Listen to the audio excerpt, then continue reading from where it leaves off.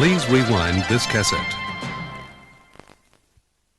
Hey guys, I'm going to be reviewing Martin Scorsese's new crime epic, The Irishman, which has received a lot of hype over the last few years because obviously he hasn't worked with De Niro, Pesci in years. Joe Pesci retired. He hasn't worked with Al Pacino ever, even though all of these actors have been doing lesser work, especially for me, like Pacino. I haven't liked anything he's done really since Insomnia. So you can just do the math on that. It's been a long time. It's almost been 20 years for me. Even though, I love Pacino as much as anyone. So this film could not get made by a major studio because the budget was $160 million to do the de-aging technology. Scorsese wanted to make it 3.5 hours long. So he took it to Netflix. We watched trailers for a year, and then reviews start coming out at festivals, and it's the best reviewed film of the year. It's like this and Parasite. And everyone's not only saying that it's one of the best films of the genre in a long time, it's one of Scorsese's best movies in general. So I couldn't have been more excited for this, really. I mean, typically, if the critics love something like this, I'm usually, on the bandwagon with it. I didn't like Silence, the film he made. I like Wolf of Wall Street, and if, it's kind of been off and on with him over the last decade. I'll really, really like a movie, and then I won't like one as much. But Scorsese's overall filmography is one of my favorite of all time, and he is definitely one of the greatest directors of all time. So with all the hype and everyone talking about how this was a modern masterpiece, and it's about an old man looking back at the genre that he helped popularize or reinvent, and these classic actors coming back to make a statement about aging and time and what really happens to these people. When I started to watch this last night, it's gonna be weird to say. I don't know how to, because I don't know there's any way where I don't get shit for this, but I don't love this movie. I think it's a decent movie. I'll even go as far to say it's a good movie. I don't think it's a great movie, and I don't think it's a masterpiece, and I don't think it's one of the best films Scorsese's ever made. I'll talk about the things I like about it, I guess. No, let's start with just what I feel overall. I guess starting that way doesn't make sense, because I really didn't like this movie for the first hour. I didn't dislike it. I don't want to make it sound like I wasn't enjoying it. It was a Scorsese film, so it was involving, engrossing, gritty. He got you into this world.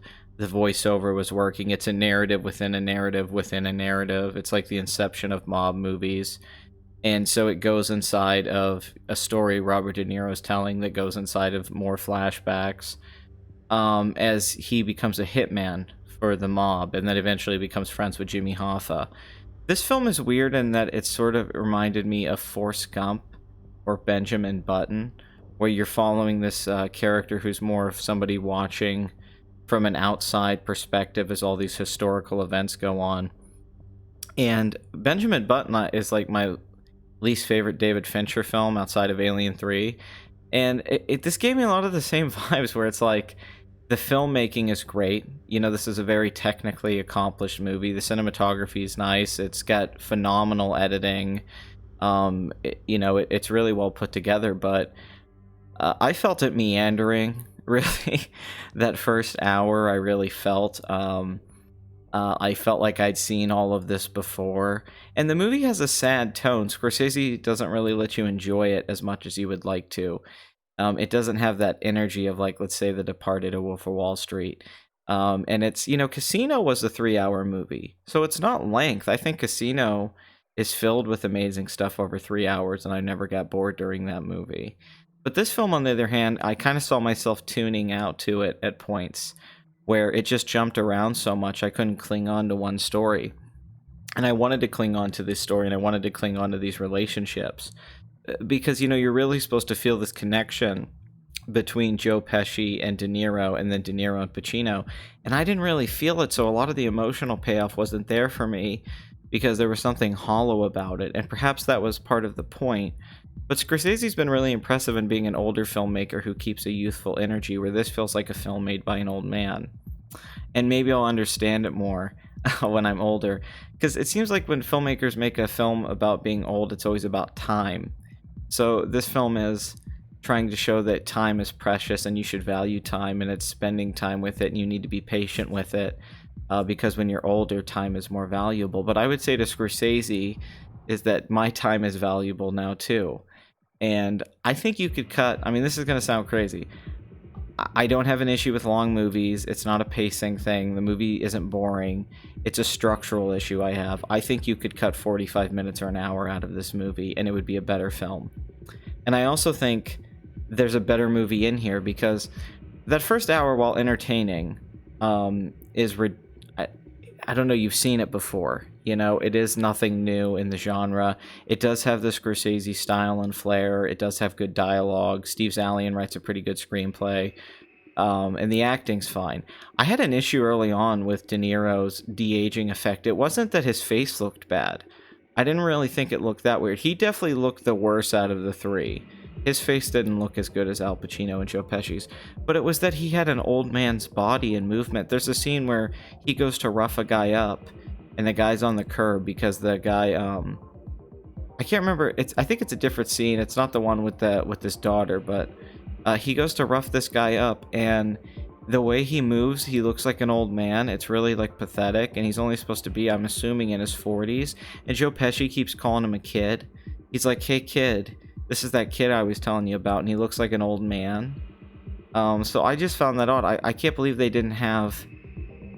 It's just like kind of a cheat. It's like, I'm not saying cast younger actors as these iconic actors, and I'm not saying like do mocap with different bodies, but I would say this: if Robert De Niro is allowed to play a young Marlon Brando in Godfather Part 2, and none of us have a problem with it, can I make the argument that why isn't it necessarily a bad thing that maybe a younger actor could have played a young De Niro, and somebody could have played a young Pesci, and then they could have eventually grown into their characters? Would that really have been the worst thing in the world? I don't think so. I think it's not being fair to what the movie's trying to execute, because if I'm supposed to think this is a guy who's young and gets older, but it's clearly an old man's body with, you know, CGI effects, it takes me out of the movie. It's still an entertaining movie despite that, but there's scenes like that stand out.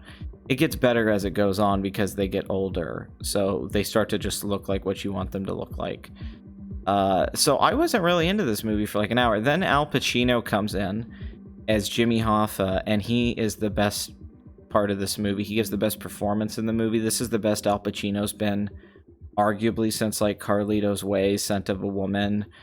I think there's hints of Michael Corleone in this performance as well. I think it's amazing. And I think the movie starts to pick up momentum. When it becomes about Jimmy Hoffa and the unions and the Kennedys, I enjoyed all of that. I enjoyed the whole middle stretch of this movie because they're focusing on this one thing for a while, and it's not jumping around as much anymore.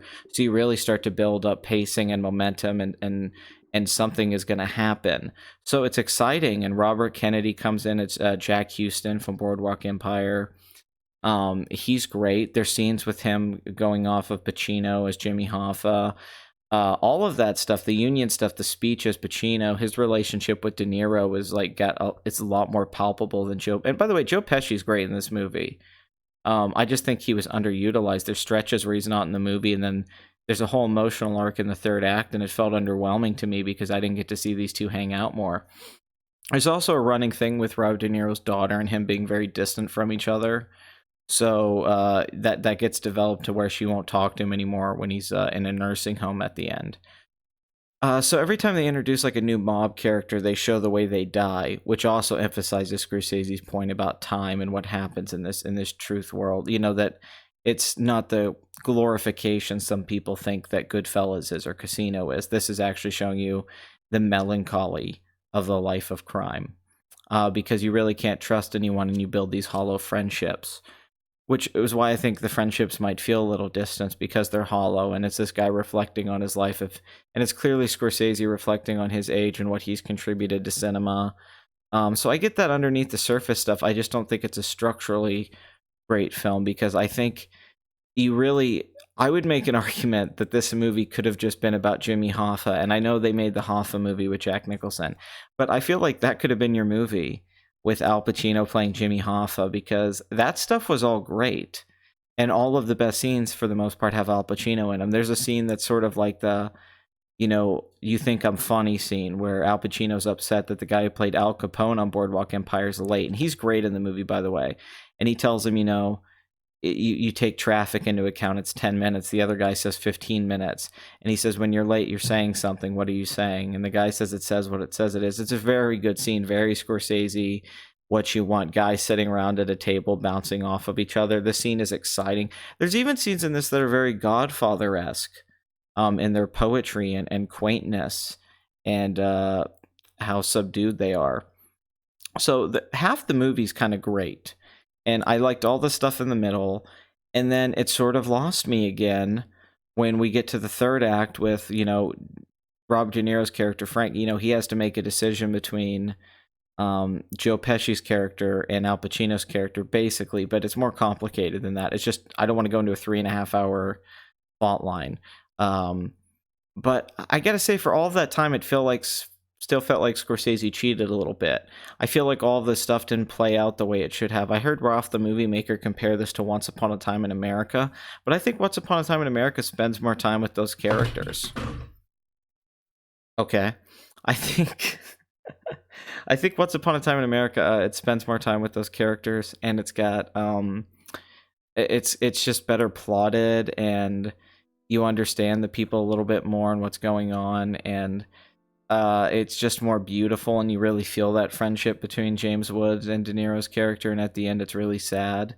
And I didn't get that same emotional thing here. I really like the so you paint houses. I like the code talk. I like Bobby Cannavale in this. I like the blood at the house at the end with Pacino's character. All of the performances are great. They're supporting performances in this from like Harvey Keitel, and he's great in 5 minutes of the movie. I mean, really, like, really good acting. And when the movie works, it's because of Thelma Shoemaker and her editing mixed with these intense dialogue scenes written by Sally and performed by these actors. When that stuff starts to hit a rhythm, and it's just being cut right, that's when the movie's like firing on all cylinders, and it's exciting and electric, and it's the movie you wanted it to be, and it's the most mature Scorsese film in a long time. It has some of the smartest stuff, it has some of the most information, but then there's historical montages and documentary footage and flashbacks to Frank and the war, and all that stuff just didn't work for me as much. Like I said, it reminded me of like Benjamin Button or Forrest Gump, which is not what I wanted out of this movie. It was soft in that way. There's beautiful shots. There's a shot where a gun falls in the water and you see the water come up with the gun. These great Scorsese flourishes, explosions that look absolutely stunning. Very well directed movie. No question about it. Maybe it should have been longer. Maybe it should have been like a 6-hour miniseries on Netflix in episodes instead of being a 3.5 hour movie. Because I gotta say, sitting there and watching the whole thing in one setting was very tough. And I just kept, and it's weird. I could watch a movie like Fanny and Alexander and I'm in it the whole time, or Das Boot.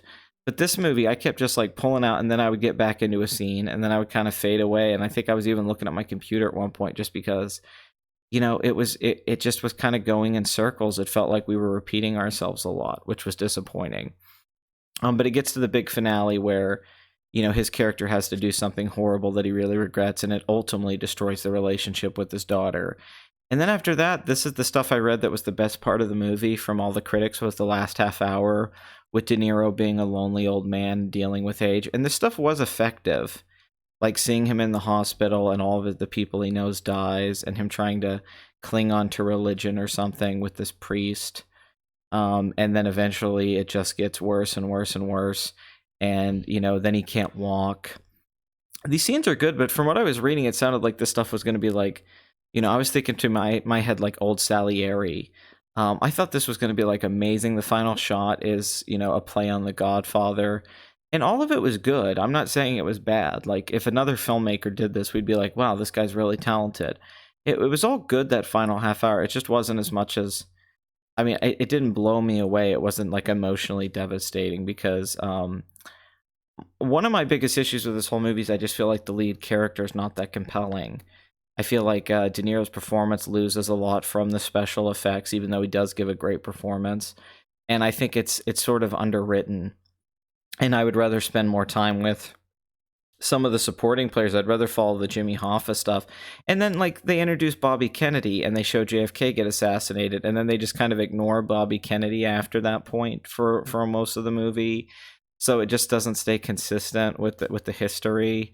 I liked seeing them get into the unions. I loved all of that stuff. I loved the mob ties to the Kennedys. All of that was great. Conspiracy theory type stuff. It hinted at that you could have fun with, that that was a fantasy of this old man thinking he lived this life.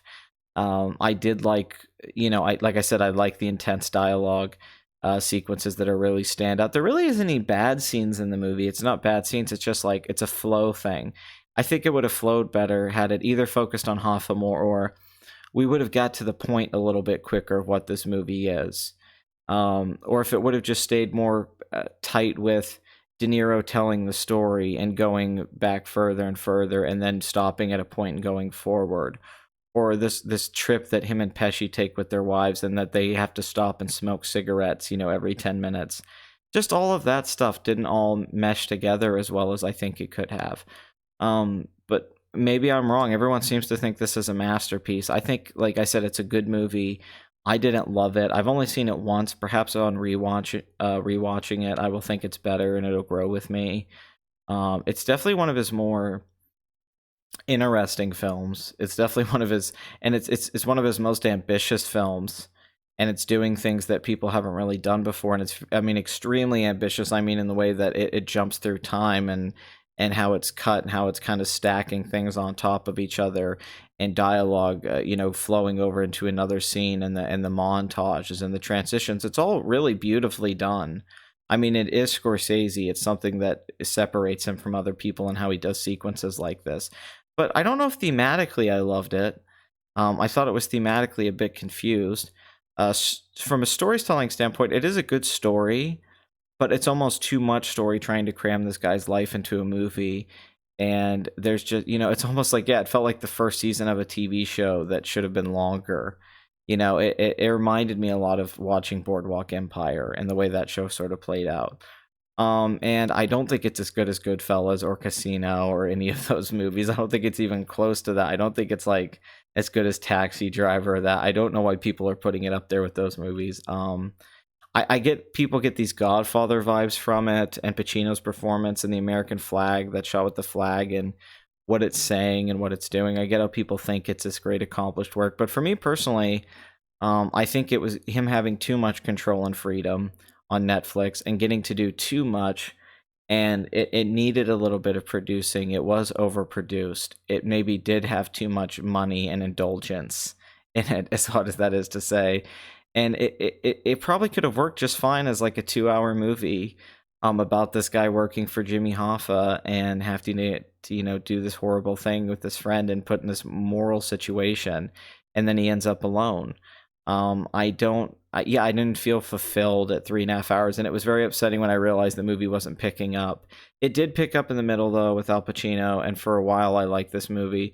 So I'd say, half of a great movie here, one of the best movies of the year, and the other half is not bad, but some stuff that I've seen before, and I didn't think that the writing or the drama of it was at any level that was mind-blowing. Apparently, it's one of the great American films of the last several years.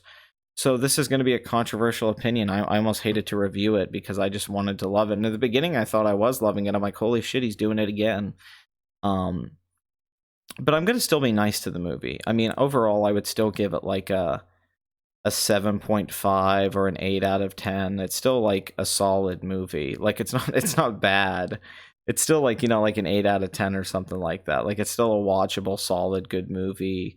I think if you watch it in pieces, it'll probably go down a lot easier if you watch it up to a certain point and then another point and then watch the ending.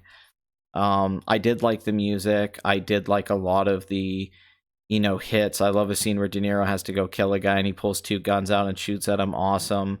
I love that the movie spends time on things like flowers in a window. There's some great tracking shots that are absolutely phenomenal. Just a kind of a quiet sadness throughout too that really lingers with you, that it's such a sad movie. and it won't really let you be entertained by this, which is part of the point. So that's really nice too. And there is some classic stuff in this. And it's worth seeing alone to see a great capper on Pacino's career. And this is, one of the best performances of his career, maybe. I mean, it really is. Like, it's so nice to see him back again, and he gets some of the best stuff. He gets to chew the scenery, but then he has these really wonderful, involving moments, and he steals the movie for me. And I'm glad that him and Scorsese worked together, and it wasn't a waste of time. So it's worth seeing those two work together, and what they can bring out of each other, and how they complement each other. And to see these actors all work together is really nice. And De Niro's, quiet, stoic character with Pacino's abrasive character is also really powerful in its best moments. So yeah, it's like an 8 out of 10. I like The Irishman. I don't love it. I think it's flawed. I think it's a flawed good movie that if it was, I don't know, if they figured out the structure a little bit better, figured out what it is more, or if, because I don't think it's the length that bothers me. I just think it's the way that the movie is told that bothers me, and that I don't think that stuff was all great. Like I said, it didn't really bore me, but I felt it. I felt the length. And by the end, I just don't know if the length was totally worth my time, even though I enjoyed the movie overall. But it is interesting to see one of the great American filmmakers saying something about where he's at now, and trying to say something to us, the audience, and kind of flipping our expectations of what we think this should be, or what we're expecting, and then he plays against that. It's very, that subvert your expectations thing. You think you're going to go watch this entertaining, it's Goodfellas again, but it's really this sad film that's meditative and contemplates things and asks for your patience, and has a very quiet lead character that you just kind of have to see the world through his eyes as all of these things happen. And it's ambitious in the fact that they're trying to de-age these actors and keep these old actors to give these performances, and make a film that's intimate like this, an intimate epic. Scorsese's never really made an epic like this before. So all of that is also interesting and worth talking about, and it is kind of got this hype around it, and what movies are, what pacing is in movies, what structure is in movies in a world of streaming. Do movies have to follow a conventional format based off what it is to go see something in the theater? Which is also why I think I would have preferred this to be like a 6-hour miniseries, where you could have spent more time, and I think it could have been, each episode could have focused on a period of time in this guy's life. And maybe Scorsese would have done something like that had he known that it was going to go the way it did. And I think he sort of knows that he doesn't have it figured out, and they're trying to fix it as they go along. But if you love this movie, I don't want to take anything away from you. If you do think this is one of the best films of the last, decade, good for you. I'm not here to kill you. But especially after seeing some movies recently that I really loved, this was definitely not as, as amazing for me as some recent cinematic experiences I've had. But, I don't really think Scorsese makes bad movies. Maybe New York, New York, and a couple of others. But this is not one of my favorites. And I think with time, hopefully, people will have a more balanced discussion about this movie, because I feel like right now it's all over the place and there's a lot of hyperbole going around. I'm not trying to say I'm right and other people are wrong, but I would like to see more analysis on this movie to see if we can really get at something. So what did you think about it? Let me know in the comments, and watch it at home. I highly recommend watching this on Netflix. It's cool that Netflix is actually releasing something like this that keeps them, competing with Disney Plus, which just has so much content. That at least there's unique things like this in El Camino coming to Netflix. And I liked seeing this stuff. I liked, seeing the this period of time being covered, and I liked seeing. Although I feel like, those montages and stuff, Scorsese, they lack style. That was the thing too. There was things that I thought just for him this could have so much more. But it's still like, it's still just like a solid. It's like a really great, HBO pilot that's like, 3 hours long. It's like a really good starting point, and it works overall. It's just a weird movie. It works very odd as a movie. It's not like a lot of movies I've seen. I've seen movies do things like this, but the way this kind of comes across is very. You kind of have to start to meet its rhythms to sort of get it and enjoy it. And so I don't know. Maybe, like I said, if I rewatch it, I'll really like it. It's also really funny. I forgot to say that there's a lot of scenes that are very funny. There's a lot of body language stuff that really works, and there's a lot of beautifully composed shots that are very easy to remember. And overall, the lighting and editing and all that of the movie's terrific. And I think it will still get several Oscar nominations. And I'm still happy that we live in a world where this movie exists and everyone came back together to make it. And I hope that Scorsese continues making movies, so I can go back to just loving him wholly again, and we can get over this whole "where's cinema at now" argument, and actually just enjoy great filmmakers making movies again.